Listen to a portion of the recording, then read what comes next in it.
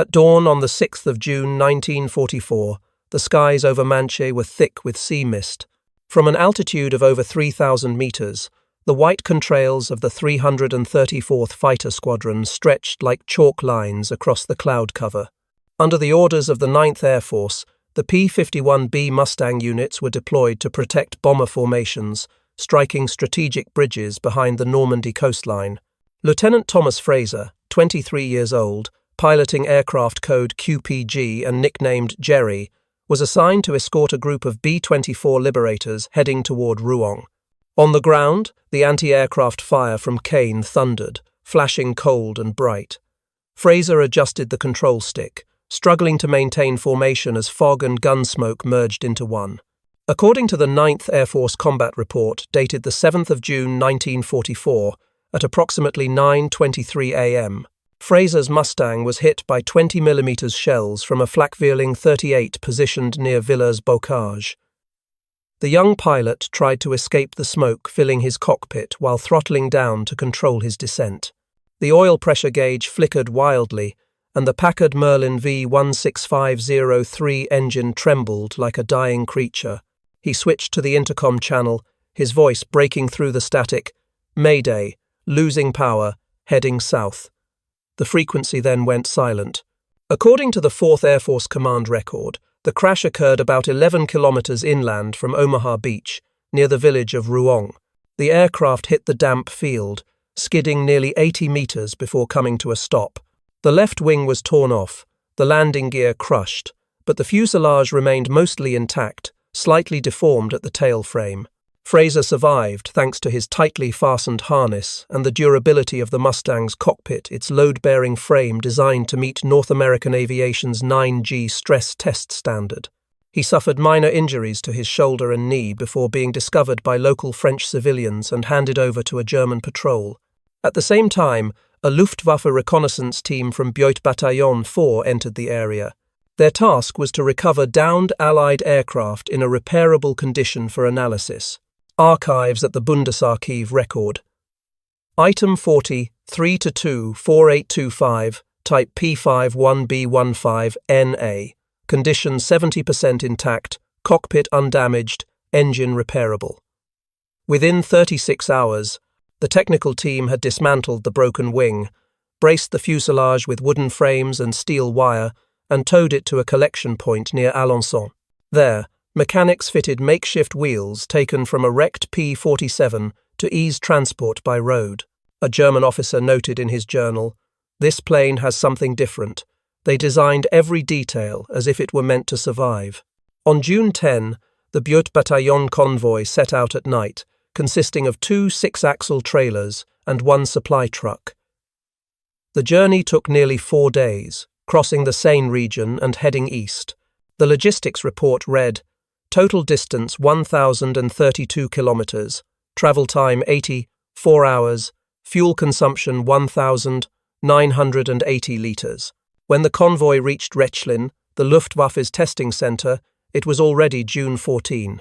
The Rechlin base, located in Mecklenburg about 100 kilometers northwest of Berlin, had been the evaluation site for all German prototypes since 1936. The facility had 3 runways over 2,000 meters long, fortified hangars, and a dedicated section for captured aircraft. According to the Luftwaffe Technical Center Report No. 47/1000-944, Rechlin employed over 800 engineers, including 120 specialists in aircraft engines and alloy materials. Despite lacking original blueprints, German technicians could restore the Merlin engine using only manual measurements and photographs supplied by technical intelligence units. When Fraser's Mustang was brought into Hangar 12, the engineering team stood silent. The metallic skin of the fuselage reflected the yellow light like a muted sheen. The inspection log noted, the main frame showed minimal distortion, the right wing joint was intact, the cockpit featured clearly readable instruments, and the control panel followed an ergonomic layout, a concept scarcely mentioned even among German engineers at that time. Chief Engineer Helmut Meissner of Rechlin scribbled a side note. "If I hadn't seen it with my own eyes, I'd have said this was made by Junkers or Dornier, not the Americans." For the next 10 days, the engineers dismantled every component. The wings were removed to study the Nacre laminar flow structure, a design that reduced drag, which Germany had only tested on the Me 309. They measured each rivet, analyzed the Alclad 75 seconds T6 alloy, and compared it with German materials, finding it 12% stronger yet 8% lighter. When they disassembled the Packard-Merlin engine, engineer Wilhelm Trost was struck speechless by the twin-stage supercharging system. He wrote in his technical journal, "This is not just a copy of the Rolls-Royce, it is an improvement. The dual intercooler configuration and two-stage compression achieve performance we have yet to reach." According to an internal Luftwaffe report dated the 20th of June 1944, the material and labour costs required to fully restore this P-51B were equivalent to building 4 new Bf-109G airframes. Despite the expense, the High Command approved the project, citing its tactical value as unquantifiable. The aircraft was assigned to a special training program under Wanderzirkus Rosarius, where captured enemy planes were used to simulate Allied tactics. On the final night before transfer, engineer Meissner stood inside the hangar, gazing through the polished canopy glass. On the fuselage, the name Jerry faded beneath the Luftwaffe's RLM-04 yellow paint. A young mechanic asked, "Do you think we could ever build something like this?" Meissner answered softly, eyes still fixed on the metal frame. "No, not at least, not now." Outside, the test engines of the Fuhr 190 roared into the night, a dry, hollow sound, like the breathing of an industry nearing exhaustion. According to the United States Strategic Bombing Survey of 1,946, Rechlin at that time was the most advanced aeronautical testing ground in Germany, yet already running on the fumes of a collapsing industry. That night, amid the forests and lakes of northern Germany, the P-51B 15NA, serial number 43-24825, was officially entered into the test log under the new code T9+HK. No one knew that only months later, this very aircraft would compel some of the Luftwaffe's finest pilots to admit a truth their propaganda had denied for years. And in that silence, the Luftwaffe died. In the summer of 1943, when the air war entered its most brutal phase, General Adolf Galland signed a special directive from the German Air Force Command. According to documents from the Oberkommando der Luftwaffe, Directive No, LWKDO divided by 3 divided by 2437 called for the establishment of an independent research unit under the technical department, tasked with collecting, restoring, and flight testing captured Allied aircraft from the battlefield. The man chosen to lead it was Major Theodor Rosarius, a veteran test pilot who had worked at the Rechlin Test Center and had direct experience flying many British, French, and Soviet aircraft models. Galland described Rosarius as a man who understood the language of engines as a chapel understands the sound of its bell. The new unit was named Wanderzirkus Rosarius, literally Rosarius's travelling circus. The name sounded harmless, but their mission was one of the most crucial in German technical intelligence.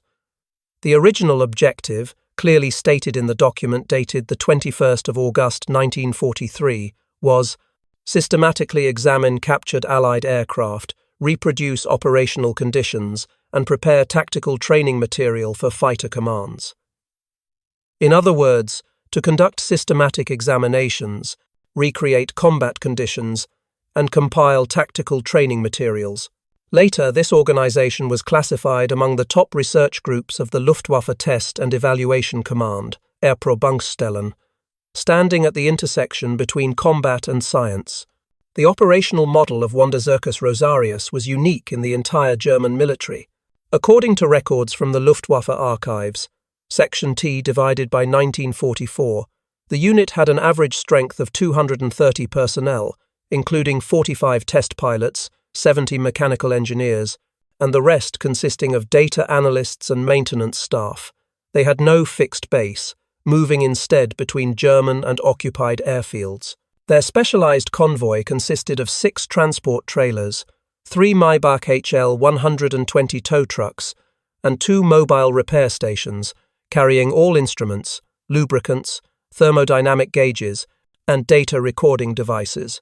Whenever an Allied aircraft was captured, the technical team conducted preliminary restoration on site before transporting it to main testing centers such as Rechlin, Göttingen, or Neuruppin. The unit's technical work was organized under the standard of 3 levels of restoration. Level I involved reconstructing the shape and airframe. Level 2 consisted of running the engine under ground conditions, and Level 3 meant flight testing under controlled circumstances. Data were recorded using Ascania speed recorders, wing-frame cameras, and Revi 16B pressure gauges to ensure accuracy. All results were sent to the Technisches Amt der Luftwaffe, the department responsible for the Air Force's entire technical infrastructure. An internal report from November 1943 stated, average turnaround time for one captured aircraft, 19 days, with 92% restored to full flight condition. In a context of fuel and manpower shortages, these numbers represented astonishing efficiency.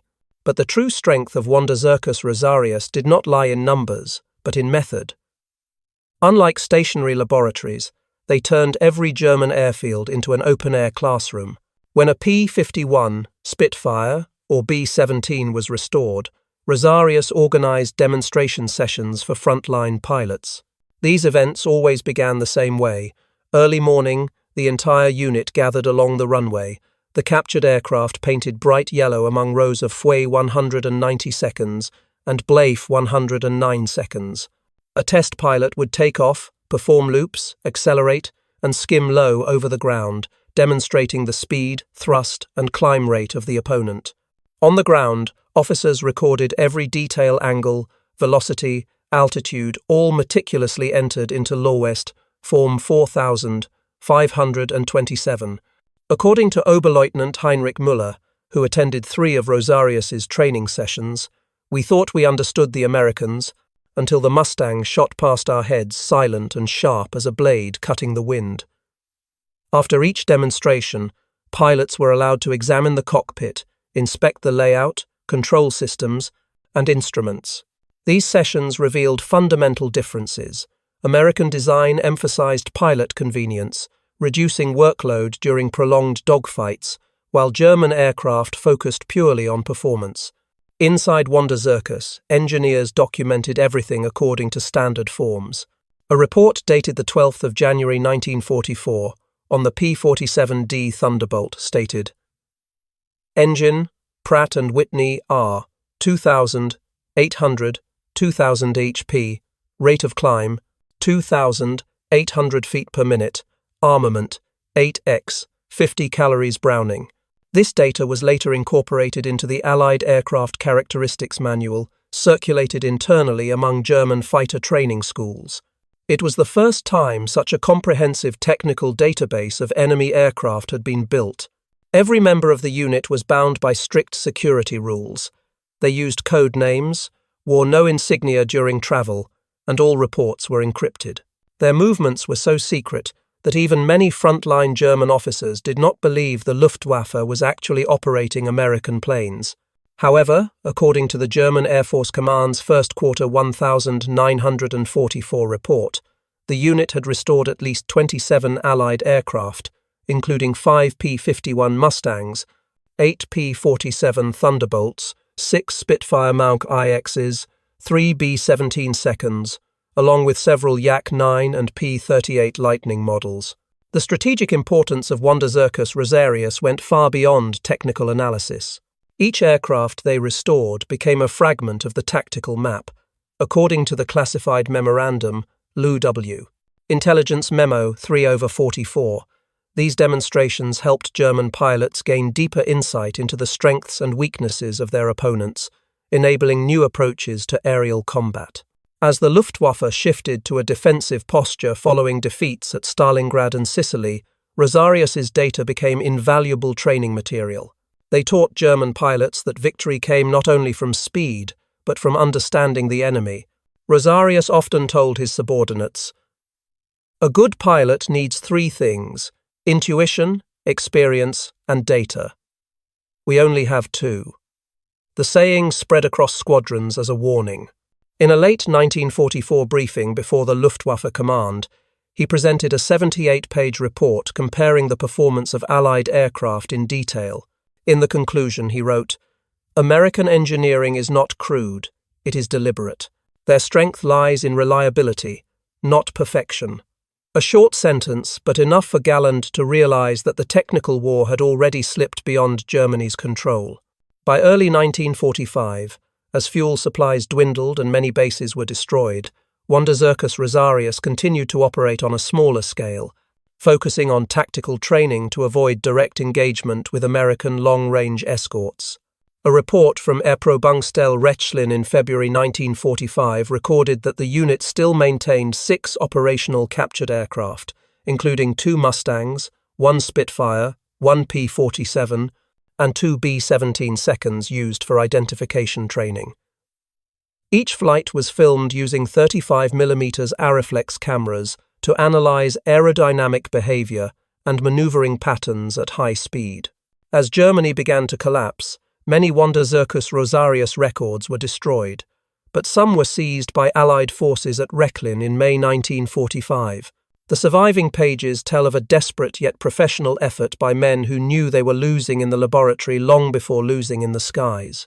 A surviving technician later recalled, "When we measured the Mustang's climb rate, I knew the war was over. We kept flying only to record the truth.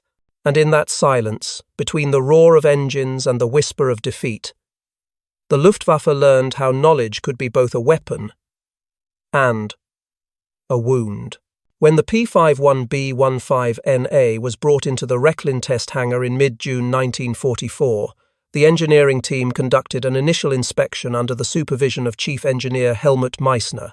According to the evaluation report dated the 16th of June 1944, the airframe remained 70% intact, the fuselage showed no torsion, the welds along the spine had no visible cracks, and the right-wing fuel lines were still reusable. The left wing was heavily damaged, but the landing gear mechanism could be restored.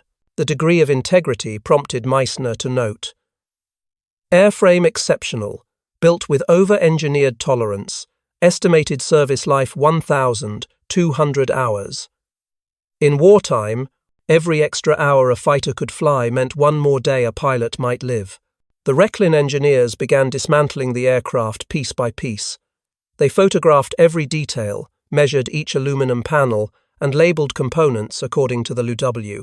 Form 6012 coding system used for domestic German aircraft. Each part was examined on a test bench using Zeiss micrometer precision instruments. They found that the accuracy of the rivet alignment exceeded Luftwaffe manufacturing standards by 0.08 mm a minute difference, but one with major implications for aerodynamics. The focus of the work centered on the Packard V-1650-3 Merlin engine, a licensed copy of the Rolls-Royce Merlin 63 manufactured by the Packard Motor Car Company in Detroit. This was the heart of the Mustang, a 744-kilogram 12-cylinder V-type 27-liter engine, equipped with a 2-stage, 2-speed supercharger. During bench testing, it produced 1,490 horsepower at an altitude of 13,750 feet, generating thrust equivalent to 1,110 kilowatts. A technical comparison with the DB605, the main engine of the Bf-109G, showed that the Merlin maintained steady power above 30,000 feet, while the DB605 began losing performance past 23,000 feet. The difference lay in Merlin's dual-stage supercharger with an intermediate intercooler, maintaining consistent boost pressure at high altitude. Meissner wrote in his report, "It breathes like an animal above the clouds." Since Germany had no access to original spare parts, restoration demanded ingenuity. The engineers scavenged components from various wrecks. A fuel pump from a P-51C downed near Falaise was repaired. Oil valves were taken from a Spitfire Mach 9 wreck near Amiens. Severed pipes were rejoined using Dural 24ST aluminum alloy, a German-produced material from Halle. Hydraulic system testing lasted 72 hours, reaching a test pressure of 1,200 pounds per square inches with no leakage. The main fuel tank, with a capacity of 269 gallons, was resealed with Polyclen's synthetic adhesive imported from Switzerland, a material rarely used in aviation. When all systems were assembled, the Merlin engine was test run for the first time on the 28th of June, 1944. The startup lasted 10 seconds before the test cell shook to life steady explosions, white smoke curling around the hangar doors. A technician wrote, "For a moment, everyone stopped talking. It was like the machine was waking up." Following ground tests, the mechanics inspected the control surfaces and stabilizers. The stainless steel control cables of American manufacture showed exceptional elasticity, measured with a tensilometer 14B. The braking strain deviation was 1.6%, surpassing all German standards of the time. Auxiliary hydraulic assemblies, including the landing gear actuator and wheel brakes, were replaced with locally fabricated components at Rechlin, calibrated for compatibility with the original design. In the 2nd of July 1944, test log, Meissner recorded, "System fully functional, control pressure, 1,280 pounds per square inches, rudder balance within safe limits." The final stage was the restoration of the fuselage and finish. According to safety regulations, all captured Allied aircraft operated by the Luftwaffe had to bear clear identification markings to prevent friendly fire during test flights. This P-51B was assigned the code T9 plus HK, the T9 denoting the Special Evaluation Group of Wanderzirkus Rosarius. The fuselage was repainted in RLM 04 yellow, with a red stripe across the nose for long-distance recognition. The wings and underbelly were painted light grey, signifying a test aircraft. The Luftwaffe insignia was applied to both sides of the tail, and a small German inscription, Nicht bewaffnet, meaning unarmed, was painted near the cockpit. When the work was completed on the 6th of July 1944, Chief Engineer Meissner stepped back, looking at the gleaming Mustang under the sodium lamps of Hangar 12. The aircraft no longer bore any sign of its crash near Rouen. An observing officer remarked, "It looks ready to fly home." Meissner replied, "No, now it flies for us." The handover report to the Luftwaffe High Command was concise. Aircraft P-51B A restored to flight status, fully operational, total restoration time, 21 days, project code, HK completed. That night, amid the distant roar of FOA 190 engines from the test field, the yellow Mustang stood silent in the hangar, its metal skin reflecting faint light. It had been reborn from wreckage, carrying within it not only the mechanical strength of Detroit, but also the skilled hands of German engineers struggling to preserve a semblance of order amid the chaos of war. On the morning of the 10th of July 1944, the sky over Rechlin was veiled in mist. The P-51B 15NA, now bearing the code T9 plus HK, was rolled out of the hangar. Its yellow RLM 04 paint reflected the weak sunlight, standing out among rows of silver-grey FOA 190 Test pilot Oberleutnant Leopold Hans, who had logged more than 1,200 flight hours on BF 109 seconds and FU 190 seconds, was chosen to be the first to fly the Mustang. He had tested many captured models before, but upon seeing the cockpit of T9 plus HK, Hans admitted, "It felt like stepping into another philosophy." According to the standard procedure of the Luftwaffe Test and Evaluation Command, the test flights consisted of 3 stages: ground inspection, takeoff test, and performance flight. The Packard-Merlin V-1650-3 engine was started at 7:38, with oil pressure steady at 95 pounds per square inches and cylinder temperature at 190 degrees Fahrenheit.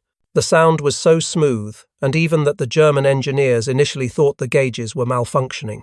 When Hans pushed the throttle forward, the aircraft trembled slightly. The 4 Hamilton standard propeller blades generated such a powerful air current that it blew sheets of paper off the control table. The test log recorded that the plane reached 180 kilometers per hour after 310 meters of runway, about 60 meters shorter than the FW 190 amperes under identical wind conditions. The first flight lasted 7 minutes, including 6 maneuvering loops and 2 climbs. Recorded data showed a maximum speed of 440 miles per hour at 30,000 feet, a ceiling of 31,200 feet, and an estimated endurance of 8 hours with drop tanks. During the climb test, the Mustang achieved 3,800 feet per minute, outperforming the average Bf-109G by 2 minutes and 10 seconds to reach the same altitude of 25,000 feet. The internal comparative report, marked Rechlin Test Memo 7/44, noted, rate of climb consistent, power output stable, no detonation above 29,000 feet. The figure left the engineering team speechless, as no German model had ever maintained such power stability at thin-air altitudes. When Hans returned to the runway, he stepped down, removed his flight helmet, and said to Meissner, "It flies with balance. Not force, not resistance. Balance." The remark was transcribed verbatim in the official report. During the second flight 2 days later, the team began testing control handling. According to the control force chart, the average feedback measured only 11 pounds divided by inch, nearly ideal by aerodynamic standards. Hans performed rolls, loops, and high-speed dives. At 500 miles per hour, the control system remained smooth, with no wing lock or buffeting phenomena, which commonly occurred in the Bf-109 at speeds above 420 miles per hour. Rechlin's detailed technical report stated, "No comparable control behavior in any domestic model." The engineers were particularly impressed by the trim tab micro-adjustment system on the wings and tail. It allowed the pilot to maintain long, straight flight paths without continuous control input, a feature unheard of in German fighters.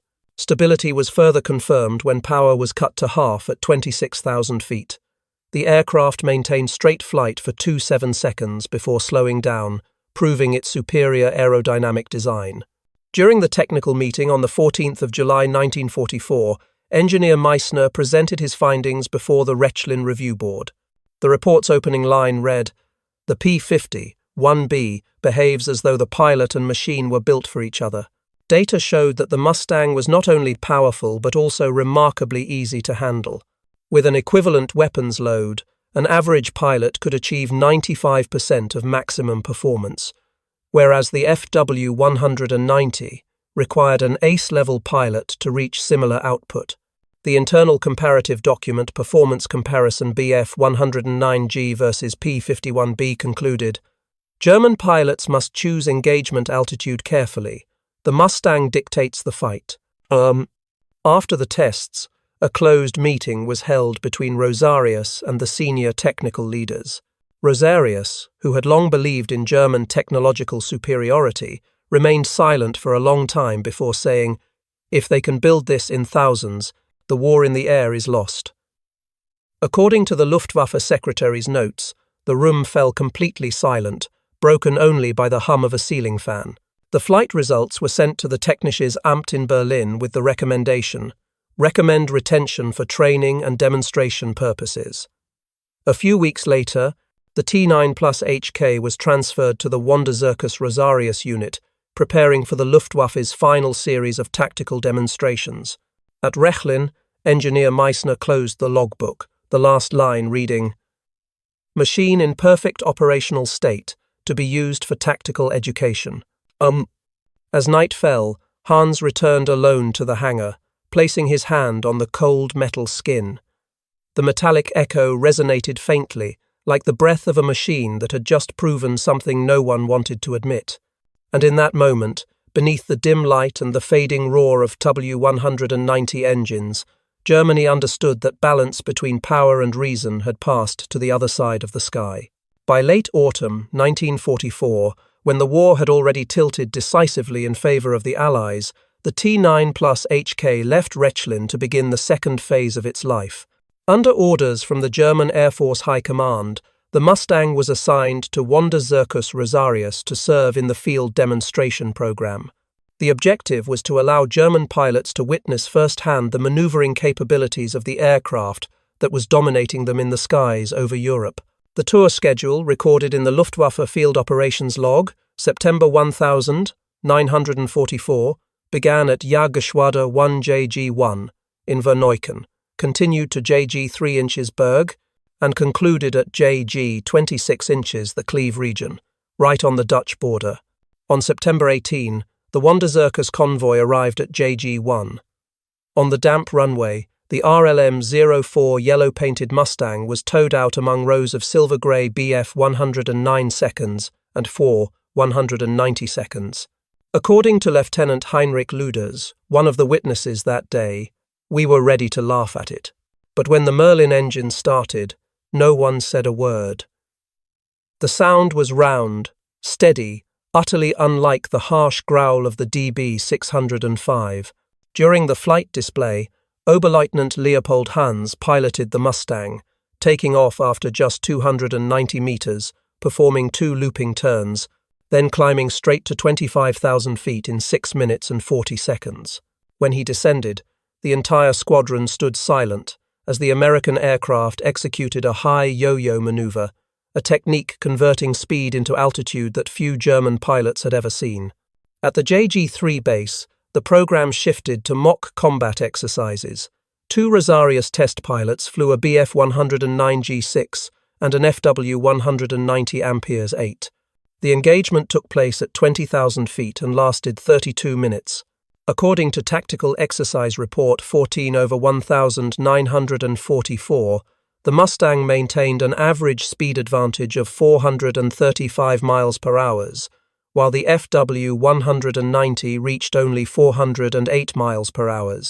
When the chase began, the P-51B easily broke free, accelerated, and gained an additional 1,200 feet in just 40 seconds. The Bf 109G tried to force a turn fight but quickly lost energy, forcing the pilot to break off to avoid a stall. The conclusion read, "In vertical combat, Mustang dominates.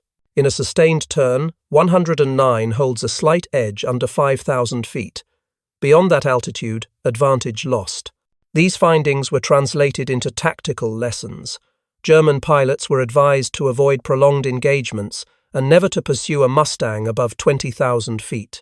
They were instructed to adopt the hit-and-dive tactic, quick attacks from above, followed by disengagement before the enemy could respond with superior speed. However, these training sessions carried more symbolic than practical meaning, as by October 1944, the Luftwaffe faced a severe fuel shortage. Each trainee pilot was allocated only 60 minutes of flight time per month, while American pilots during the same period received over 25 hours of hands-on training. At the final stop, JG-26, the Wanderzirkus Rosarius organized its largest demonstration, attended by more than 400 pilots and officers. Under the grey Rhineland sky, the Mustang flew side by side with an FW 190, both circling the airfield in a direct performance comparison. According to the observation report of Captain Karl-Heinz Böhmer, the Mustang climbs as if pulled by the sky itself. When the T9 plus HK dove at 500 miles per hour, the crowd heard a long but sharp whistle before silence as the plane leveled out effortlessly. Scattered applause broke out, mixed with a heavy silence. That afternoon, the engineers set up a small tent displaying technical data boards. Range 1,600 kilometers, endurance 8 hours, climb 3,800 feet per minute. Some pilots bent over to read, others walked away quietly. According to an entry in the Luftwaffe diary by Hauptmann Alfred Wittenberg dated the 23rd of September 1944, they looked at it the way one looks at a weapon, already aimed at him. Most refused to believe that America could build something that flies like a thought. Ugh. After the final demonstration, Hans wrote in his flight log, "It was no longer an aircraft. It was a mirror." The phrase spread among the test community, understood in 2 ways. The Mustang reflected precisely the distance between what the Luftwaffe once was and what it had become.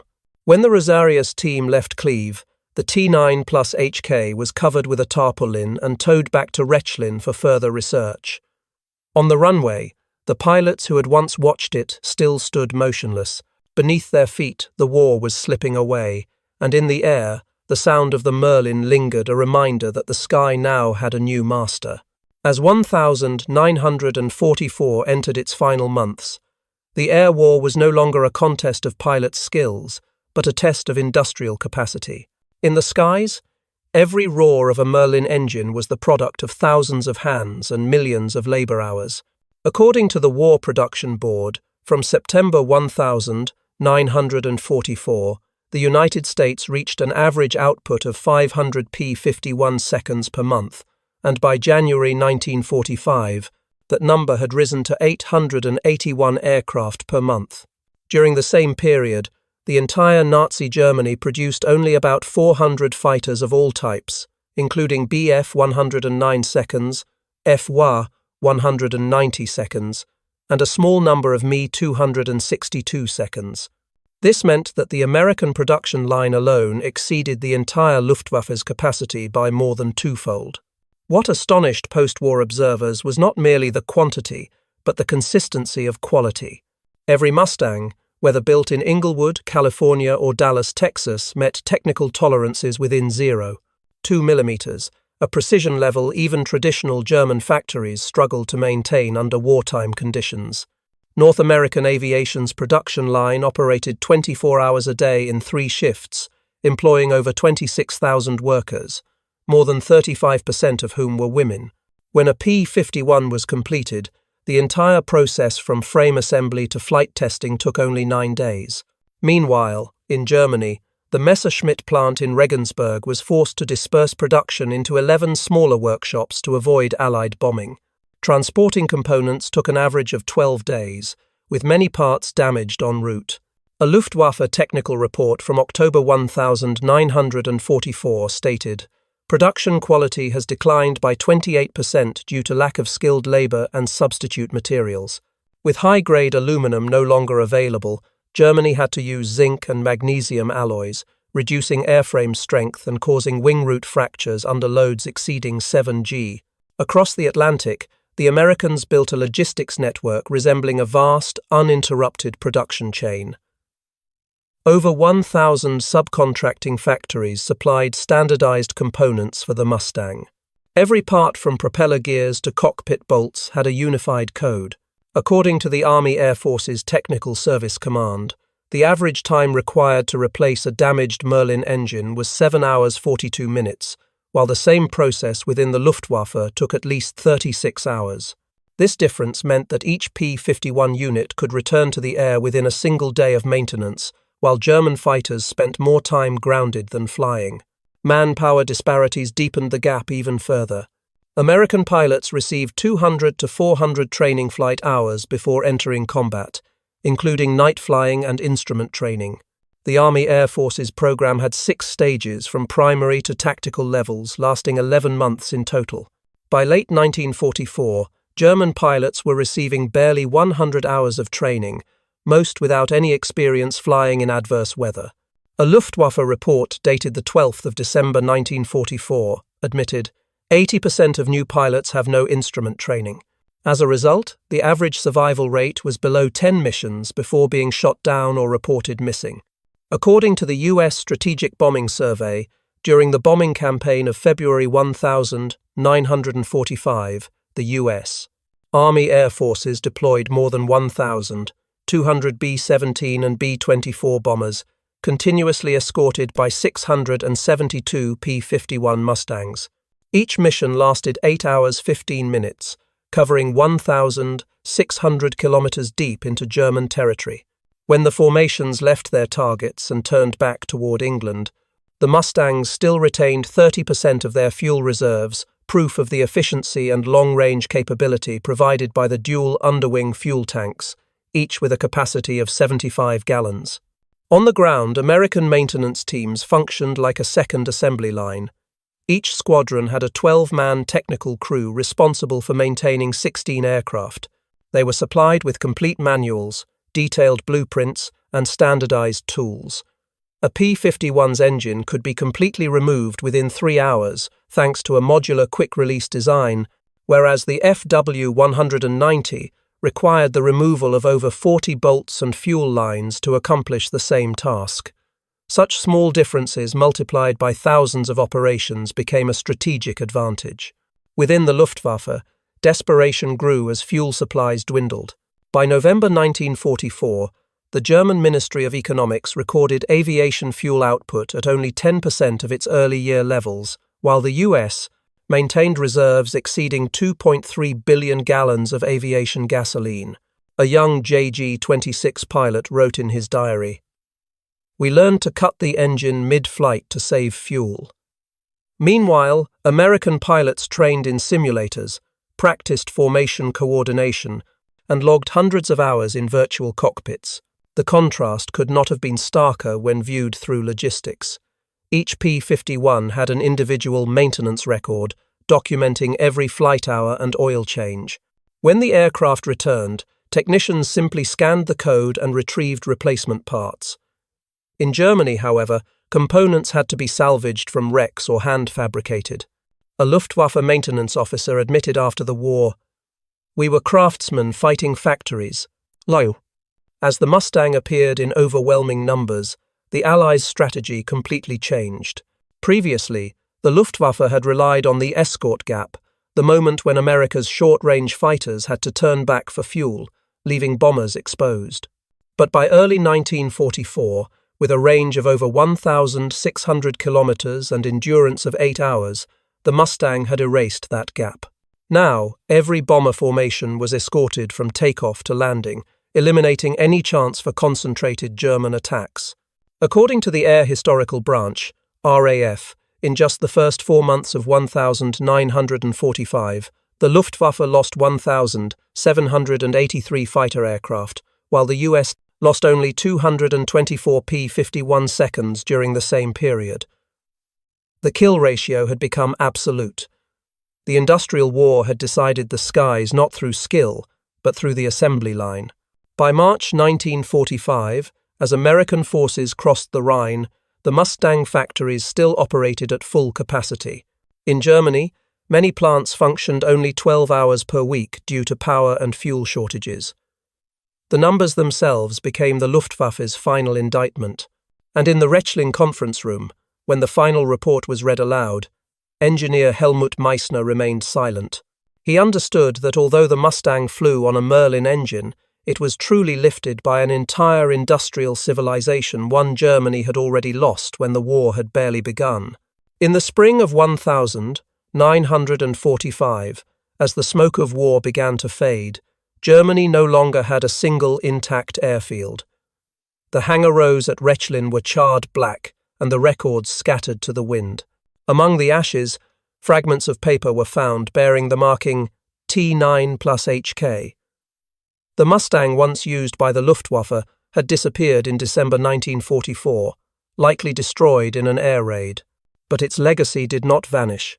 It lived on in thousands of pages of technical reports, in the memories of the German pilots who had flown it, and in the lessons the aviation world would learn after the war.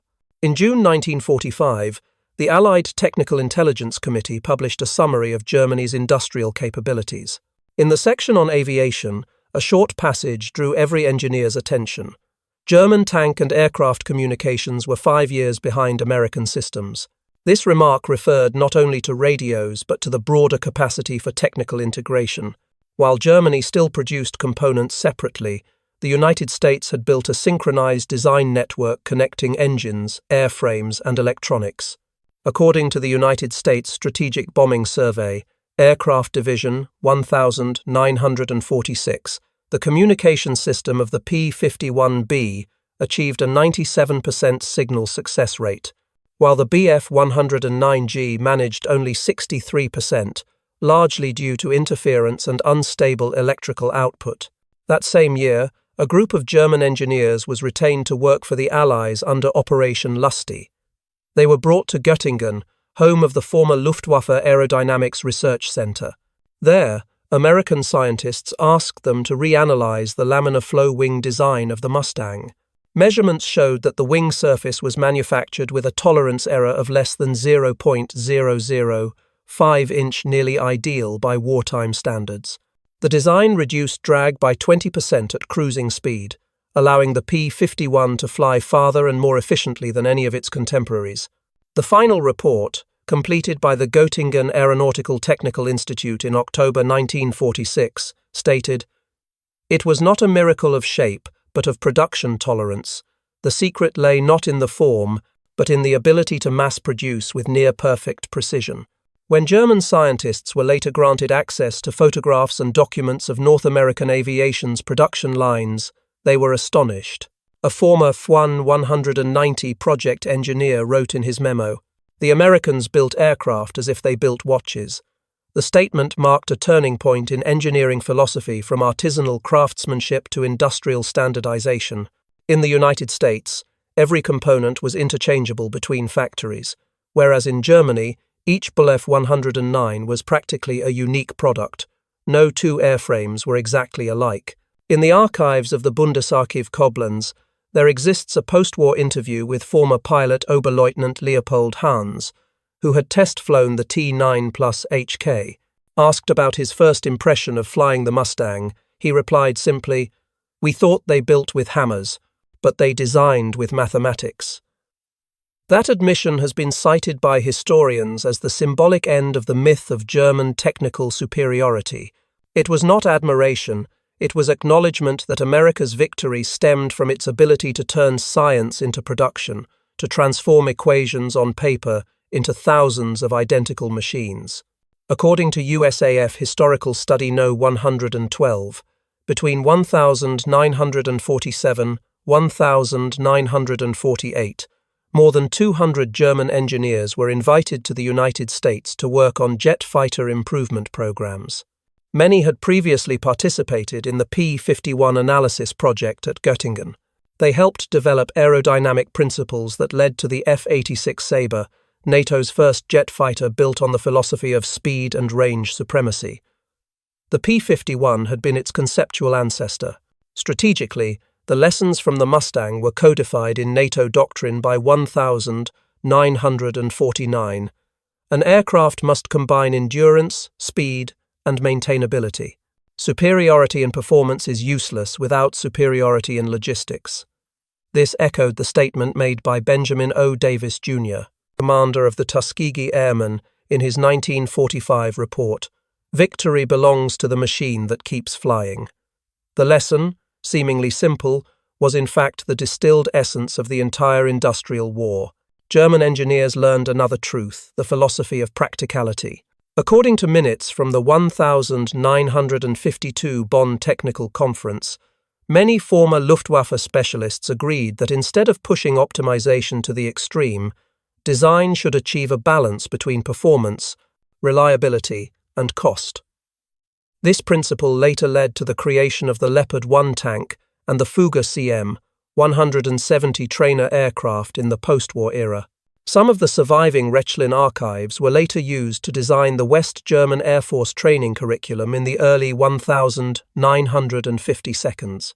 In the Luftwaffe pilot's curriculum, 1955, there was a section titled Lessons from the P-51B, which stated clearly, "Never underestimate the power of standardization." It served as a warning to a new generation of engineers. In 1965, during the 20th anniversary of the end of the war in Bonn, Helmut Meissner, the man who had supervised the restoration of the T-9 plus HK, was invited to speak. With silver hair and a trembling but steady voice, he said, "We were engineers without an industry. They were an industry that produced engineers." The hall fell silent. He went on to recount the first time he heard the Packard-Merlin engine at Rechlin, saying he immediately knew Germany had lost, not in the air, but on the factory floor. Modern historians regard the P-51 as a symbol of the transformation of wartime industry. It proved that technology was no longer the privilege of nations with long engineering traditions, but the result of large-scale organization and manufacturing discipline. According to the Smithsonian Air and Space Museum, by the end of the war, the United States had produced a total of 15,875 P-51 Mustangs, of which 8,200 were powered by Packard-Merlin engines. The operational rate averaged 92%, the highest of any Allied fighter. Today, in aviation academies teaching the history of aerodynamics, the P-51B wing diagram remains a standard reference. Beneath it, a small italic inscription reads, A plane is not just built to fly, but to be built again and again. That single line captures the full legacy of the Mustang, not merely as a symbol of an industrial victory, but as a reminder that in every human conflict, the victors are not always those who fly higher, but those who know how to build the sky for themselves.